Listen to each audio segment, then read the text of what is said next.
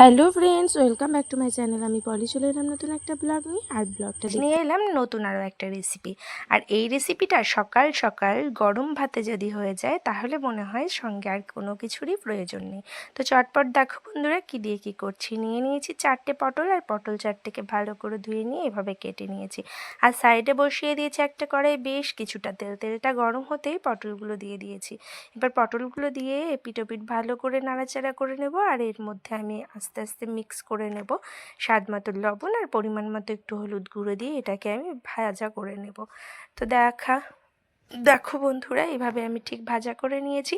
আর এই রেসিপিটা করতে কিন্তু একদমই সময় লাগে না, তো খুব সহজেই করা যায়। আর তোমরা যারা আমাদের মতো সকাল সকাল ভাত খেতে ভালোবাসো, অবশ্যই মানে গরম ভাতের সঙ্গে এটা একবার খেয়ে দেখো। সে সকাল হোক দুপুর হোক যখনই হোক, তবে আমাদের বাড়িতে সকালেই সেদ্ধ ভাতটা খাওয়া হয় বলে এরকম ভর্তা বা বাটা রেসিপি প্রায়ই হয়ে থাকে। আজকে তাই তোমাদের সঙ্গে একটু শেয়ার না করে পারলাম না।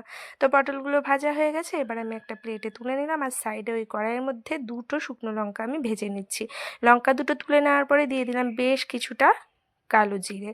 কালো জিরে যখন একটু ভাজা হয়ে এলো তার মধ্যে কয়েকটা রসুন আর দিয়ে দিয়েছিলাম পেঁয়াজ কুচি, আর দিলাম কাঁচা লঙ্কা। 4-5টা কাঁচা লঙ্কা আমি দিয়েছি। ভর্তা বা বাটা রেসিপিতে সবসময় একটু ঝাল ঝাল হলে দারুণ লাগে। তো তারপরে আমি মিক্সিতে পেস্ট করে নিলাম। তোমরা চাইলে এটাকে শিলেও করে নিতে পারো, তবে শিলে করলেও নাকি স্বাদটা ভালো লাগে। আমার কাছে কিন্তু ভালোই লেগেছিল। তারপরে ফাইনালি রেডি হয়ে গেল ভর্তা রেসিপি। তোমাদের কেমন লাগলো জানিও বন্ধুরা।